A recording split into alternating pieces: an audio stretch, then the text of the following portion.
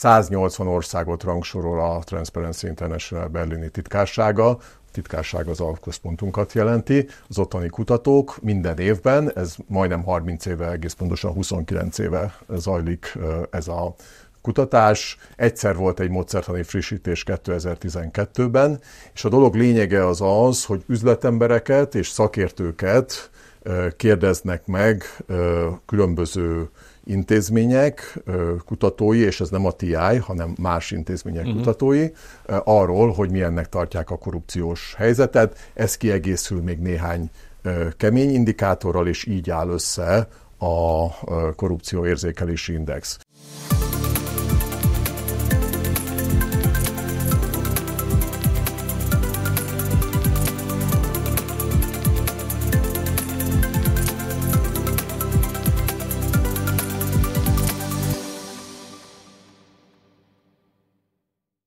Sziasztok! Sok szeretettel köszöntök mindenkit céges podcastunk legújabb adásában. Én Oszkó Péter vagyok, és ez itt az Oxo Coffee Break.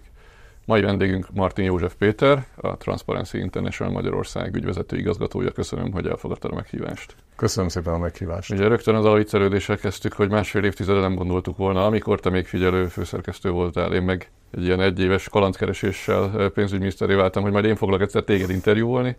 De idáig is elérkeztünk, éppen azért, mert ugye, amivel foglalkozol, az azt gondolom egy húsba vágó téma a magyar gazdaság életében, ez pedig a korrupció, mint téma. Úgyhogy január végén hoztatok ki egy jelentést, egy korrupciós indexet, ahol Magyarország nem túl előkelő helyezést kapott az Európai Unión belül. Aztán fogalmazhatunk így diplomatikusan, az utolsó hely az lehet így definiálva, hogy nem túl előkelő. De elsőként azt kérdezném, hogy mit mutat ez az index, tehát hogy pontosan mi a metodológia, mit mértek igazából? Igen, még egyszer köszönöm a meghívást, és a korrupció érzékelési indexről ugye nyilván nagyon szívesen beszélek, mert talán ez az indikátor, ami a leggyakrabban forog a köztudatban, amikor a korrupció megítéléséről van szó, bár sok más indikátor is létezik. Tehát ez fontos hangsúlyozni, hogy azért nem ez az egy, amivel le tudjuk írni a korrupciót, ez arra alkalmas, hogy a nagy képet mérje.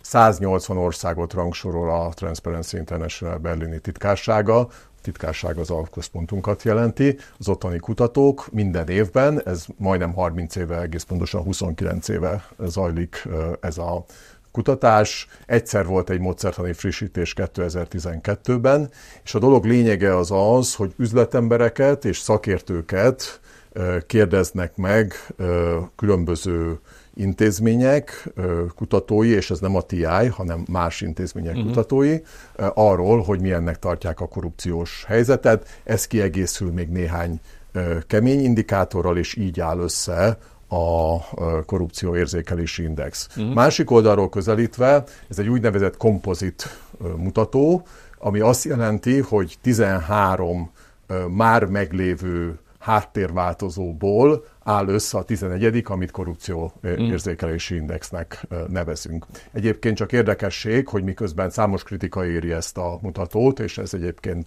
rendben van, mert minden mutatót lehet kritizálni, akközben ez a második leggyakrabban használt társadalomtudományi indikátor. Tehát valamiért mégis azt mondom... Melyik az első, csak hogy értsük? Hát azt hiszem, hogy valami szociálpolitikai, de most... Jaj, tehát nem a korrupció nem, tehát hogy nem a korrupciós területen, hanem egyáltalán összesen, igen. Tehát valamiért mégis mértékadónak tekinti ezt részben az akadémiai világ, tehát a tudományos közvélemény, részben pedig egyébként az üzletemberek is. Tehát, hogyha egy üzletember befektetni akar mondjuk más országban, akkor azért majdnem biztos, hogy megnézi, hogy mit mutat a korrupció érzékelési index. Igen, és eldönti, hogy az neki éppen tetszik, vagy nem tetszik. Eldönti, hogy milyen más eszközök vannak egyébként? Mondhatod, hogy vannak más eszközök is korrupció mérésre. Hát nagyon sok eszköz van. Ugye az IMF-nek volt 2018-ban még egy ilyen, ma már ilyen alapműnek számító tanulmánya a korrupció mérésekről. Ez alapvetően három generációs korrupciós indikátorokat különböztet meg. Tehát az elsőbe tartoznak az úgynevezett percepciós indikátorok, ez is ide tartozik. Tehát még egyszer a korrupcióérzékelési index, a közszektor korrupcióját méri üzletemberek és szakértők értékelés alapján. A második generációs indikátorokba tartoznak a korrupcióval kapcsolatos élményekről való beszámoló. Most az élmény az nyilván idézőjelbe értendő. Tehát nem pozitív élmény. Igen, a tapasztalatok a korrupcióval kapcsolatban, tehát, hogy lefizette a rendőrt, fizetette hálapénzt a kórházban, megkente az önkormányzati ügyintézőt, tehát ezek tartoznak a második kategóriába. A Transparency Internationalnek egyébként van erre vonatkozó kutatása is, ezt úgy hívjuk, hogy globális korrupciós barométer, amelyik tulajdonképpen ezt mutatja, hogy milyen tapasztalatai vannak a lakosságnak, és itt már a lakosság jön elsődlegesen, nem pedig a szakértők vagy az üzletemberek. Lakosságnak a korrupcióval kapcsolatban, csak zárójelbe jegyzem meg, hogy világszinten a leggyakoribb korrupciós forma az a kenőpénz, és azon belül is a rendőrök lefizetése. Tehát világszinten ez. Magyarországon sokáig, nagyon-nagyon hosszú ideig a hálapénz volt az, amelyik az első olyan volt, most nyilván ugye 2021 óta, mióta büntetőjogi kategória lett a hálapénz, azóta visszaesett, bár azért nem tűnt. A harmadik, az pedig a úgynevezett big data megközelítés, tehát amikor ugye sok adattal dolgozunk, és ugye sokan szerintem egyébként tévesen azt mondják, hogy hát mindez, amiről eddig az első kettőben beszéltünk, az percepciós mutató is, de hát a big data az megméri egész pontosan a korrupciót. Na most ez nem így van, mert az is csak korrupciós kockázatot mér. Az is csak korrupciós kockázatot mér, csak kemény adatok alapján. Tehát mondok egy példát, nekünk van egy adatbázisunk, mindenki számára ajánlom, mindenki számára hozzáférhető a közbeszerzési adatokról, tenderbajnok.transparency.hu néven érhető el, és az azt mutatja, hogy az elmúlt 3 évben mely végső tulajdonosok nyerték a legtöbb közbeszerzést, hát nem fogok nagy meglepetést okozni, hogy ki áll az első helyen. Hát egy-két szereplő között nagy verseny van szerintem. Igen, hát 2 szereplő között van verseny, mert egyik évben a Szilászló, másik évben Mészáros-Lőrinc, de azért Mészáros-Lőrinc szerencsére őrzi az első helyet most, és a második a Szilászló, harmadik pedig ez a kis Szölgyémi Ferenc, aki ugye ezt a takarító céget vezet, és a 4. a Balási Gyula, de megelőző évben 3. volt a Balási Gyula. Na, tehát ezek ugye a korrupció, ezek ugye a közbeszerzési adatok, tehát az, hogy mennyi közbeszerzést nyertek ezek a szereplők. Viszont, hogyha a korrupció szempontból nézem, és mondjuk tisztán, Elvis síkon nézem a dolgot, akkor ez ugye szintén korrupciós kockázat, nem pedig maga a korrupció, mert önmagában az nem egy... hogy valaki nyer, az még önmagában nem. Büntetőjogi bizonyítéka nincs a korrupciónak attól, aki közbeszerzést nyer. Igen. De ugye ezt mondhatom az egyajánlatos tenderekről. Ugye Magyarországon ez régóta nagyon nagy probléma, közbeszerzéseknél ugye nagyon magas az egyajánlatos beszerzések aránya, egyébként nagyon magas a koncentráció is európai. Egyébként most ezt gyakorlati szempontból kérdezem, mert én nyilván az üzleti élet gyakorlati oldalát látom, mi életünkben egyszer indultunk egyébként közbeszerzésen, valami tartalomjegyzék, blöd hivatkozással ki is zártak minket rögtön, és nyert valaki, aki egy hozzánk képes dupla olyan áruajánlatot adott. Tehát, hogy egy ilyen egyszeri tapasztalatunk van, de ugye a kockázati tőkeiparágban azért ritka a közbeszerzés, egyszer fordult elő Magyarországon, de hogy az nem egy ajánlatos eljárás volt egyébként. Sőt, hát vannak ilyen zárt, meghívásos pályázatok. Tehát, hogy gondoljuk-e azt, hogyha az egy ajánlatból átváltunk a 3 ajánlatos zárt eljárásra, az lényegesen csökkenti a korrupciót egyébként? Vagy hát a miénk az egy nyílt pályázat volt, és ugyanez volt az élmény. Hogyha valaki akarja, akkor azt mondja, hogy rossz sorrendben volt 2 pont a tartalomjegyzékben, ki vagytok zárva, és az nyer, akit én akarok, hogy nyerjön. Rövid válaszom az, hogy nem gondoljuk. Tehát azt gondolom, hogy sok más módon is lehet korrupt egy tender, nem csak egy ajánlatos módon, hanem például ugye a meghívásos, ugye erre a közbeszerzési törvény 105. paragrafus ad lehetőséget, tehát ez a 3 ajánlatos, meghívásos módon ugyanúgy le lehet játszani a meccset előre, mint ahogy egyébként az egy ajánlatos esetében. Mégis ugye szükség van, tehát korrupciós kutatói szempontból mégis szükségünk van ezekre a fogódzókra. És ugye azt szoktam mindig mondani, hogy ugye sem az nem igaz, hogy a korrupció egyáltalán nem mérhető, mert azért ez így nem igaz, de az sem igaz, hogy a korrupciót ugyanúgy meg tudnánk mérni, ahogy mondjuk a GDP-t megméri a statisztikai hivatal, vagy az inflációt. Tehát valahol az igazság 2 között van. Ugye, bár arról is beszélhetünk, az infláció mérés. Arról is beszélhetünk, meg a GDP-ről is, mert ugye szóval nyilván sok mindenről lehet, egyrészt azt is meg lehet manipulálni, másrészt a GDP esetében ugye most már vannak azért olyan mutatószámok, amelyek azzal az igénnyel készültek, hogy jobban leírják egy országnak a jólétét, mint a GDP, de mégis azért azok egyértelműen exaktabbak, mint ezek az úgynevezett proxik, ugye proxiknak hívjuk, mind a 3 generációsat. Tehát én azt gondolom, hogy van különbség a 3 generációs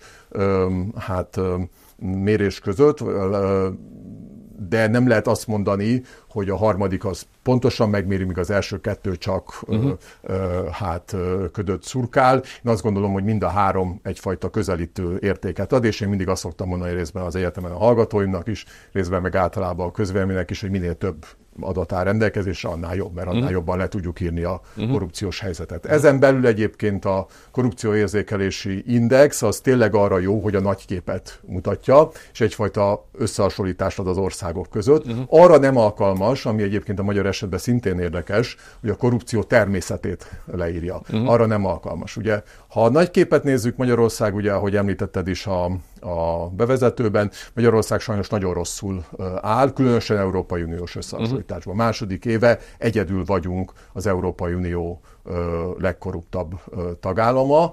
Korábban holtversenyben Romániával és vagy Bulgáriával volt ugyanez. Világviszonylatban egy fokkal jobb a helyzet, ott 180 ország közül a 72-ek vagyunk. Tehát vannak olyan kontinensek, ahol nem is szeretnénk a ligában lenni. Van, de hát tulajdonképpen azért nem abban a ligában szeretnénk játszani. Igen. Ugye van egy ilyen tendenciózus védekezés az ilyen indexel szemben, hogy hát minket nagyon sokan azzal vádolnak, hogy korruptak vagyunk, pedig nem is, de azért, mert azzal vádolnak, azért a percepciós index ennyire rossz. Ez benne van ez a kockázat ebben a módszertanban? Tehát, hogyha valaki politikai támadások középpontjába kerül, és mindenki azzal támadja, hogy korrupt, akkor is lehet, hogy rossz az index mutatója, hogyha egyébként valós vádak nem hangozhatnak el ezzel kapcsolatban? Vagy ez annyira tömeges információkat dolgoz fel, hogy azért ekkora torzítás nem lehet benne? Ugye ez kicsit annak a kérdése, hogy mondjuk hiszünk egy közvéleménykutatásnak. Tehát ugye itt ezeknek a háttérváltozóknak, amiből a korrupcióérzékelési index fölépül, ezeknek egy nagyon nagy része az hasonlítható a közvéleménykutatáshoz. Adott esetben nagy mintás közvéleménykutatáshoz. Van amelyik nagy mintás, van amelyik kisebb mintás. Ez kiszűri a torzításokat, de nyilván a közhangulatnak nem tud ellenállni, mint hogy a közvéleménykutatás sem tud, sőt, hát pont az a lényege, hogy tükrözze a közhangulatot. Tehát azt nem is mondtuk soha, és nem is mondja senki egyébként már, mint mértékadó szakértők közül, hogy ez minden szempontból objektív lenne, abban az értelemben, hogy ez ugye érzékeléseket tartalmaz, és az érzékelések azok ugye szubjektív érzékelések. Ami nagyon érdekes, hogy tulajdonképpen ugye említettem ezt a 3 generációt, hogyha a 3 generációs indikátorokat egymás mellé tesszük, és mondjuk a magyar korrupciós helyzetre próbálunk adni egy ilyen keresztmetszetet, akkor azt látjuk, hogy ezek nagyon erősen korrelálnak. Na igen, ez a kérdés. Ha van korreláció, akkor utána már nem nehezen vitatható. Pontosan. Korrelálnak egymással, tehát hiába időről időre egyébként akár jó szándékkal is fölbukkannak olyan kutatók, vagy olyan új kutatási irányok, amelyek azt mondják, hogy hát az eddigi mutatók nem voltak jók, akkor legyen egy új mutató. És akkor végül mindig kiderül az, hogy az az új mutató, ez egyébként korrelál a régiekkel. Tehát tulajdonképpen olyan nagyon nagy eltérés nincs. Tehát, hogy a magyar helyzetre vonatkoztatjuk, én nem olvastam az elmúlt 10 évben, mióta ezzel foglalkozom, de az elmúlt 2-3 évben biztos, hogy nem, olyan mértékadó, akár nemzetközi, akár hazai elemzést, amely a hazai korrupciót ne ítélné meg súlyosan. Jaj, akkor most felteszem az álnaív kérdésemet, hogy de miért fontos ez? Mert ugye nyilván azzal a politikai táborral, vagy onnan oda tartozó emberekkel beszél az ember, akkor elmondják, hogy ez protekcionizmus, itt a hazai gazdaságot védjük, azért vannak kiszelektált szereplők, hogy itt fejlődhessenek a hazai vállalkozók, és lehetőséget kapjanak ebben a nagy globális kiszolgáltatottságban. Ugye hallottunk olyan mondatot is, amit egyesek korrupciónak neveznek, az a Fidesz gazdaságpolitikájának a lényege, ami azért egy ilyen furcsán hangzó, önmaga felé visszacsapó mondat. De hogy miért fontos, hogy van-e korrupció? Ezt most úgy kérdezem, mintha nem tudnám, hogy mintha nekem nem lenne rá válaszom, nyilván nekem is van, de azért nem baj, hogyha ezt olyan mondja el, aki azért ezzel a területtel foglalkozik. Igen, hát ugye nagyon sok szempontból fontos ez, ugye a korrupció az tulajdonképpen egyrészt morálisan ugye elítélendő. Hát ugye igen, egy kulturális kérdés, tehát hogyha korrupció van, akkor mindenki úgy érzi, hogy ehhez kell igazodni.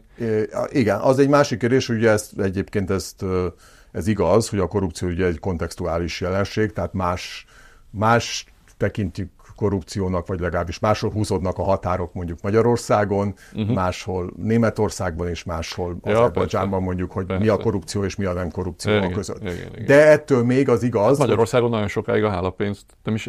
De a hálapénzt a lakosság többsége nem tekintette annak. Így van, tehát hogy nem értették, hogy mi azzal a gond, hogy valaki, aki egyébként megkapja a fizetését az adófizetők pénzéből, az még pluszba kér valamit azért, hogy elvégezze rendesen a szolgáltatást. Annyira kulturálisan beágyazott volt, hogy az emberek nagy része még a jogszabályi rendelkezések időpontjában sem értette, hogy mi itt a baj. Ez így van, és tulajdonképpen még mindig vannak olyan kis korrupciós formák, ugye kis korrupciónak nevezzük azt, amikor az állampolgár személyesen vesz részt a korrupciócselekedetbe. A nagy korrupció, vagy a fehér galléros korrupció, ott az állampolgár nem vesz részt, azt az állampolgár csak figyeli, az alapvetően a politikai vagy gazdasági elithez köthető. Tehát vannak olyan kis korrupciós cselekedetek, amik kulturálisan még mindig nagyon benne vannak a mindennapokban. Ez például ugye mondjuk a számlának a nem kérése. Tehát hogyha igénybe vesz valaki valamilyen szolgáltatást, akkor felejtsük el az áfát, és akkor mindenki jólják, kivéve hát ugye az állam és a adófizető. Tehát vannak ilyen típusú beágyazottság. Igen, de ugye az alapkérdés az volt, hogy mi ezzel a baj? Igen, tehát egyrészt ugye van a morális probléma, de erre mindig lehet azt mondani, hogy nem moralizáljunk. Ennél súlyosabb probléma, és nyilván ide szeretnénk kiukadni, ez a gazdasági hatása a korrupciónak. Tehát a korrupció az azért alapesetben, mondom, a morális szempontok mellett, illetve amellett, hogy egyébként a demokráciát is szétzilálja, bár a demokratikus szétzilálódás vagy visszacsúszás és a korrupció az ugye nyilván kéz a kézben hel, tehát nem lehet tudni, hogy melyik inkább az ok és melyik az okozat, de emellett van egy nagyon erős gazdasági hatás. És a gazdasági hatás az azért legalábbis mondjuk, hogyha a nyugati kultúrkörön belül eléggé egyértelmű. Tehát nem nagyon van a nyugati kultúrkörön belül, és majd mindjárt magyarázom, hogy miért mondom azt, miért hangsúlyozom azt, hogy a nyugati kultúrkörön belül, olyan ország, ahol mondjuk nagy lenne a korrupció, és tartósan jól menne a gazdaság. Minden évben megcsinálom a szokásos éves jelentésünk alkalmából azt a korrelációt, amelyik az Európai Uniós országokat egy korrelációs táblázatba, vagy korrelációs grafikonba rendezi, két változó alapján, a korrupció érzékelési index és az egyfőre jutó GDP alapján. Hát ugye nem meglepő módon Magyarország ugye a nagy korrupciós kitettséggel rendelkező és relatíve alacsony GDP országok között van. Nagyon magas az Európai Unión belül ez a korreláció, ez azt jelenti, hogy nagyon erős az összefüggés a között, hogy mekkora a korrupció és mekkora a gazdasági erő, a gazdasági teljesítménye egy országnak. Tehát, és azt látom, hogy igazából, és egyébként egyre inkább polarizálódnak az országok, tehát a centrumországok és a perifériális országok, azok egyre inkább elkülönülnek egymástól, és a perifériás alatt értve most nem csak egyébként Kelet-Európát, hanem Dél-Európát is. Tehát az egyértelműnek látszik, hogy tartósan nem nagyon lehet, még egyszer hangsúlyozom, a nyugati kultúrkörbe az, hogy nagyon nagy legyen a korrupció, és közben pörögjön a gazdaság. Talán egy ország volt erre valamilyen szintig ellenpélda, az talán Olaszország, de Olaszország is egyébként hát nagyon ambivalens, mert ugye egészen másról beszélünk Dél-Olaszországban, és egészen másról Észak-Olaszországban. És most már nem is feltétlenül jó példa. És most már nem is feltétlenül jó példa, mert azért nem lehet azt mondani, hogy a gazdaság jól teljesíteni. Igen, én ugyanezt másik oldalról láttam, ugye én nem emlékszem már pontosan melyik évben hangzott el ez a mondat, amit már idéztem, hogy ez a Fidesz gazdaságpolitikájának a lényege. Nyilván gondolom a szerzője azt értette alatt, hogy ez egy protekcionista hazai szereplőket kiválogatni szándékozott a gazdaságpolitika. Ehhez képest eltelt 10 év egy olyan időszakban, amikor volt gazdasági növekedés, nagyon sok forrás volt, ezt a sok forrást ezt alapvetően lehetett használni a belső gazdaság fejlesztésére. Ez már a múlt, tehát most éppen nehéz helyzetben vagyunk, az látszik, hogy ez a nehéz helyzet Magyarországot igen jelentősen megroppantotta. akár az inflációs mutatókat, akár a növekedési mutatókat nézzük, látjuk, hogy ugyanaz a vihar nálunk sokkal nagyobb károkat okozott, és ha a mostani gazdaságpolitikai kijelentéseket meghallgatjuk, akkor ugye nem olyan régen hangzott el, egyébként nagyon helyesen, hogy a legnagyobb probléma a magyar gazdaságnak, hogy a nemzetközi szereplők és a hazai szereplők között kb. 2,5-szeres különbség van termelékenységben. Tehát azok a hazai szereplők, akik másfél évtizedig gyakorlatilag mondjuk úgy, hogy legalábbis a kiválasztottak megkapták azt a lehetőséget, hogy minden lehetőséghez hozzájutottak, amihez akartak. Pont emiatt a kontraszelektív környezet miatt semmilyen módon nem voltak abban motiváltak, hogy ezt a termelékenységbeli hátrányt ledolgozzák, hogy versenyezzenek, hogy versenyben álljanak helyt. Tehát, hogy a saját oldalamról látom, hogy igenis szemmel láthatóan ez a fajta nem versenyalapon, nem teljesítmény alapon, nem meritokratikusan, hanem korrupciós technikákkal történő kiválasztás az érdemi lemaradást hoz, és nem véletlen, hogy a hazai gazdaság hazai szereplői azok akkora lemaradásban vannak még mindig a nemzetköziekhez képest, és ez a fő probléma. És valójában, ha termelékenységi mutatót nézünk, akkor 2010 óta lassabb a termelékenység növekedés, mint 2010 előtt. Tehát ha volt gazdaságpolitikai váltás, és annak az volt a célja, hogy megerősödjön a hazai gazdaság, az a visszájára sült el, mert lelassult a hazai gazdasági szereplőknek a termelékenység növekedése. De ez gondolom egybeesik azzal, amit ti mondtok, hogy a korrupciónak mi a kézzelfogható pénzügyi gazdasági hátrány. Abszolút egybeesik. Nekem volt egy cikkem idén, január végén a Portfólión, és ott pont ezt elemeztem, hogy a nagy korrupció az hogyan vezet kis gazdasági növekedéshez, ha most nagyon lecsapaszítjuk. És ez azért nagyon érdekes, mert összhangban azzal, amit mondtál, sokáig egyébként úgy tűnt, hogy minthogyha a tankönyvek ellen működne Magyarország. Tehát ugye 13-tól a Covidig azért első ránézésre nem volt olyan nagy probléma a gazdaságban. Az alapmutatók relatíve rendben voltak. Hát, ha csak magunkat néztük, akkor ez úgy, hát magunkhoz képest fejlődtünk. Igen, tehát a növekedés megvolt, az alapmutatók nagyjából rendben voltak, miközben már akkor is, ugye, és hát óriási volt közben ugye a jogállami lecsúszás, tehát gyakorlatilag akkor számolták föl a jogállamot, korrupció az egekben volt, akkor épült ki ugye a rendszer szintű korrupció, elképesztő vagyonok kerültek ugye az államtól magánsebekbe, a jogállamiság teljes mértékű aláásásával, illetve ugye még egy érdekes metódus történt sok esetben, ugye ez az, amikor a meglévő piaci szereplőktől kivásároltak, rossz esetben elvették a vagyont, az elvették, az kevéssé volt, de azért volt egyszer-kétszer, ugye lásd a trafik mutyit, vagy lásd mondjuk a takarékszövetkezeteket, tehát állami kézbe kerültek ezek a vagyonok, és aztán azt továbbadták haveri szereplőknek. Nos, ugye ez látszólag volt egy ilyen, mondjuk így, hogy egy ilyen beruházási paradoxon, hogy miközben romlik a jogállamiság helyzete, aközben ugye a beruházások mégiscsak nőttek elég jelentősen, a beruházási ráta is elég magas volt, és a növekedés is viszonylag magas volt. És ez, ahogy mondtad is, ez tulajdonképpen a Covid-dal véget ért, jött a Covid, és utána jött ugye a háború, ezzel véget ért, és most már ugye az alapmutatók is rosszak, és tulajdonképpen most látjuk azt, hogy igaz, az az igaz, hogy nem lehet tartósan ilyen korrupciós fertőzöttség mellett jól működő gazdaságot teremteni, és ennek az alapvető oka az pontosan ez, hogy haveri alapon működik a gazdaság, és nem pedig meritokratikus érdem alapon.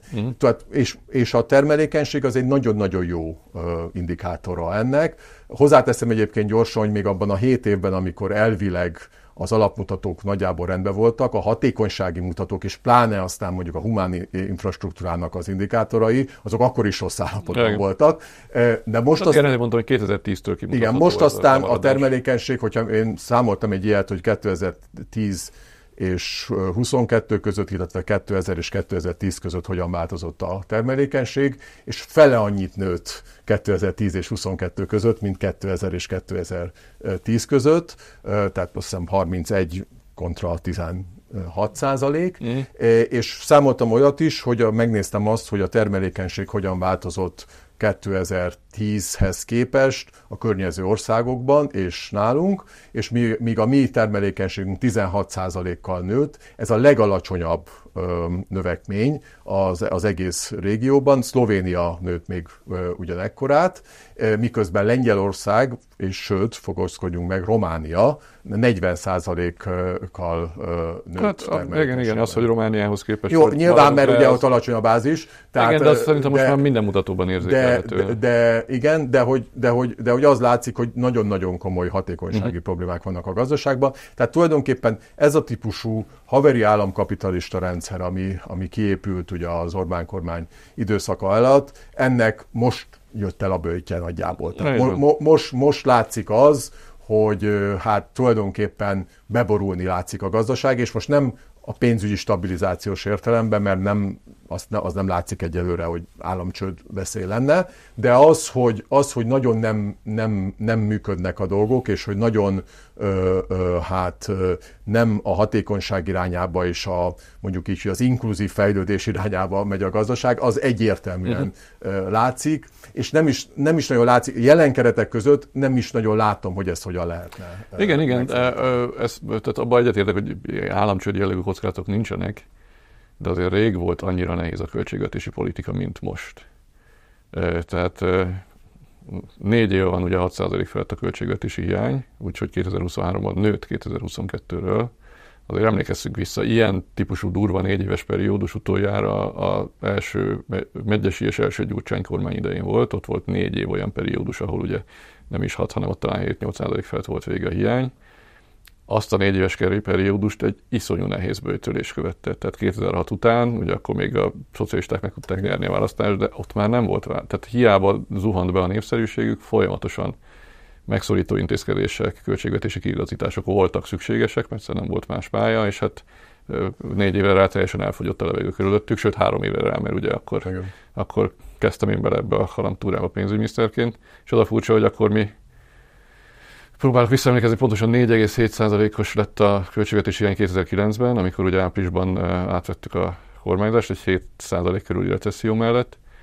2010-re 4,4%-ra csökkent le a hiány 1,5%-os növekedéssel, és vágtak minket, hogy micsoda költségvetési lukak és csontvázak vannak. Most ehhez képest van 4 éve 6% fölött. Igen. Tavaly nőtt a hiány, és egy növekvő hiány mellett csúszott recesszióba a gazdaság. Igen. És ráadásul el vagyunk csúszva a választási ciklusokban, tehát igazából most jön az a 2 év, amikor elvileg kisebb az erő a költségvetési kiigazításra, mert most jön 2025-2026, ráadásul a belpolitikai helyzet is érdekes, mint hogyha kialakulna olyan versenyhelyzet, amivel még sose volt a Fidesz. Tehát azzal egyetértek, hogy nem vagyunk államcsőd helyzetben, de hogy a költségvetés gazdálkodását a következő 2 évben hogy lehet menedzselni, hogy lehet kontrollat tartani, és közben a politikai következményeket elszenvedni, szerintem nem volt még ilyen helyzetben a jelenlegi kormány. Én meg azzal értek egyet, hogy nagyon rossz helyzetben van. Én is azt gondolom, nagyon rossz helyzetben van a gazdaság. Nincs államcsőd közeli helyzet, de ettől még nagyon rossz, és tényleg most már gyakorlatilag eljutottunk oda, hogy a közép-hosszú távú fejlődésnek minden feltétele vagy egyik feltétele sincs meg. És pont az igaz, amit mondtál, hogy az a kvázi korrupcióra épülő belső gazdaságfejlesztési modell, amit a kormány valamiért jó ötletnek tartott, annak most iszonyú a böjtje. Igen. Mert ezzel a 2,5-szeres termelékenységi lemaradással, ezzel iszonyú mennyiségű pénz gazdaságra öntésével se lehet eredményt elérni, miközben nincs pénz, amit a gazdaságra lehetne önteni. Így van, és még egyet hozzátennék, ami nem szoros értelemben a korrupcióval függ össze, bár egyébként összefügg, de közvetett módon, az, hogy ugye volt egy elhibázott gazdaságpolitika is. Tehát, hogy tulajdonképpen ugye ezek kitalálták ezt a magas nyomású gazdaságot, és hát ez gyakorlatilag 2016-17-től kezdve egészen ugye 21-22-ig ez alapozta meg a monetáris politikát is, meg a fiskális politikát is. És ez borzasztóan nagy károkat okozott. Ez látszólag egy monetáris politikai vagy fiskális politikai szakmai kérdés, valójában egyébként korrupciós kérdés is, mert így lehetett ugye a növekedési hitelprogramot, a növekedési kötvényprogramot és egyéb olyan kormányzati és vagy jegybanki programokat elindítani, amelyen keresztül a haveri köröket kistafírozhatták. Tehát és emögött volt ez ennek a magas nyomású gazdaságnak a blöffjel, ami tulajdonképpen nem más, mint a gazdaság túlfűtése. Tehát ha tisztán, ugye több oldalról meg lehet közelíteni ugyanazt a kérdést, ha tisztán gazdaságpolitikai oldalról közelítem meg, akkor nagyon csúnyán félre csúszott a gazdaságpolitika 2016-17 tájék. Látsz-e bármi önkorrekciós képet a rendszerben? Most egy viszonylag sötét képet festettünk fel, nem is csak a múltra, hanem a jövőre nézve is.